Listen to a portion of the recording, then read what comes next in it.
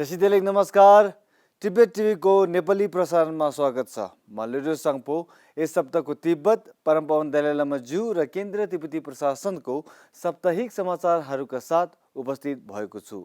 सुरु गरौँ यस सप्ताहका प्रमुख समाचारहरू संक्षेपमा। EU द्वारा चीनलाई टासी वाङचुलाई बिना शर्त रिहा गर्न आह्वान। इन्काथा फ्रिडम पार्टीका अध्यक्षले TPSA 2020 को लागि प्रशासनका प्रमुखलाई बधाई व्यक्त।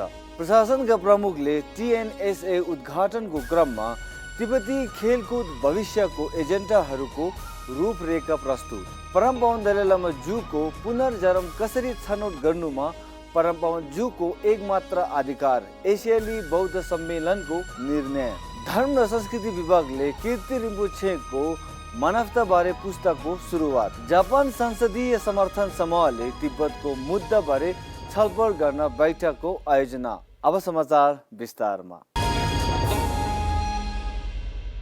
युरोपियन युनियनले एक विज्ञप्ति जारी गरी चिनिया अधिकारीहरूलाई तिब्बती भाषाका वकालत गर्ने व्यक्ति टासी वाङचुको रिहाई सुनिश्चित गर्नु सशर्त हो र उनी आन्दोलन र बसोबास गर्नु उनको मौलिक अधिकार रहेको बताउनु भयो। युरोपियन युनियनले अधिकारीहरूले चिनिया हिरासतमा टासी वाङचुकलाई यातना र दुर्व्यवहार गरेको आरोपको बारेमा गहिरो छानबिन गर्न आग्रह गरेको छ। तिब्बती भाषाको पालना गर्ने चिनिया नीति र तिब्बती भाषा संरक्षणको आवश्यकता बारे द न्युयोर्क टाइम्सलाई अन्तर्वार्ता दिएको कारण टासी वाङचुकलाई 5 वर्षको जेल सजाय पछि रिहा गरिएको थियो। जनवरी 2016 मा द न्युयोर्क टाइम्सद्वारा एक दस्तावेजी जारी गरेपछि उनलाई हिरासतमा लिएको थिए। हिरासतमा हुँदा उनलाई यातना र सोधपुछको क्रममा बारम्बार कुटपिट गरिएको थियो। इन्काथा फ्रिडम पार्टीका संस्थापक र दक्षिण अफ्रिकाका राष्ट्रपति प्रिन्स मंगोजुतु जी बुथलेजीले तिब्बती नीति तथा समर्थन ऐन 2020 को सफलताको लागि प्रशासनका प्रमुख डाक्टर लोब्साङ सिङ्गेलाई बधाई व्यक्त गर्नुभयो।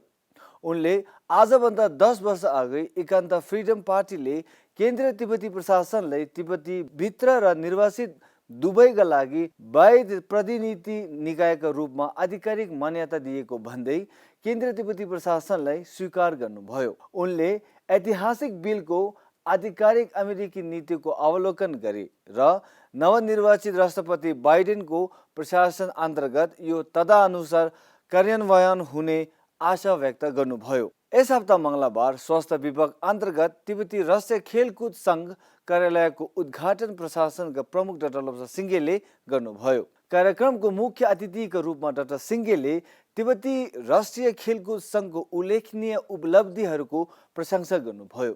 2019 मा स्वास्थ्य विभागमा एकीकरण हुन अघि तिब्बती राष्ट्रिय खेलकुद सङ्घ सदस्यहरू 2015 देखि प्रशासनसँग फुटबलको आवश्यकता र सम्भावना सम्बन्धी सम्पर्कमा थिए र त्यसअनुसार फुटबल मैदान र ग्यायुमछेमो मेमोरियल कपका वर्षौंको खर्चका लागि स्वास्थ्य विभागबाट रकम प्राप्त गरेको थियो। कोषका मुद्दाहरू र निकायको अपिललाई ध्यानमा राख्दै TNSA लाई स्वास्थ्य विभागमा समायोजन गर्ने निर्णय गरियो र 2019 मा स्वास्थ्य विभाग अन्तर्गत वार्षिक बजेट विनियोजन गरियो। प्रशासनका प्रमुखले राष्ट्रिय र विश्वव्यापी भेदभाव प्राप्त गर्न युवा प्रतिभाको विकासको आवश्यकतामाथि प्रकाश पार्नुभयो।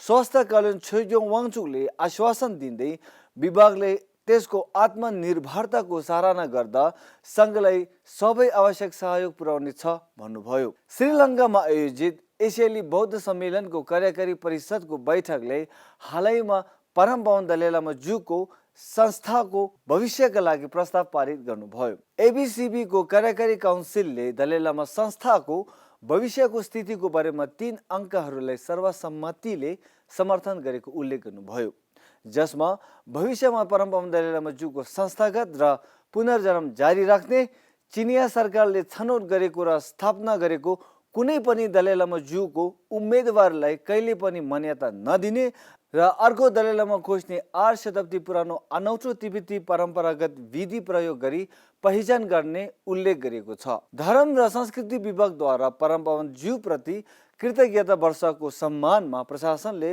64 खण्ड भएको पाठ्य पुस्तकको दोस्रो प्रकाशन प्रकाशित गर्नुभयो, जसलाई कसुर कीर्ति रिम्पोछेले रचना गरेका थिए। प्रशासनका प्रमुख डाक्टर लप्सा सिंघेले कीर्ति रिम्पोछे र उनको संस्थाले मानव नैतिकता र विद्यार्थीलाई मूल्यवान शिक्षा सिकाउने पाठ्य पुस्तकहरू लिएर आउनु भएकोमा सराहना गर्नुभयो।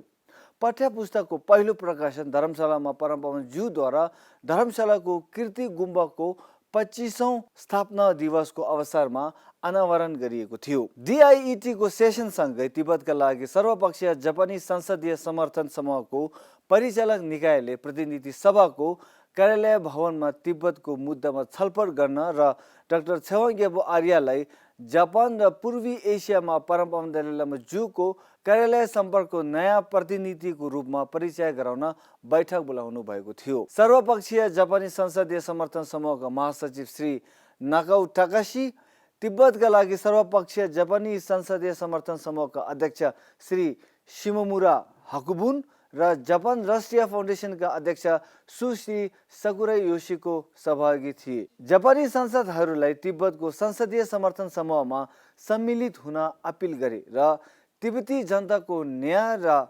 उनीहरूको अहिंसा स्वतन्त्रता सङ्ग्रामको अधिकारलाई समर्थन गर्न जोड दिनुभयो। जापानमा परमपवन ज्यूका प्रतिनिधि डाक्टर छेवाङ ग्याबु आर्यले तिब्बतमा हालसालै भएका घटनाहरूको बारेमा जानकारी दिएका थिए। विशेष गरी अमेरिकी संसदमा 2020 तिब्बती नीति र समर्थन ऐनको सफलताबारे जानकारी दिनुभएको थियो। हस्त आजको लागि साप्ताहिक समाचार यति नै। अर्को हप्ता फेरि भेटौँला। तसिदेले नमस्ते।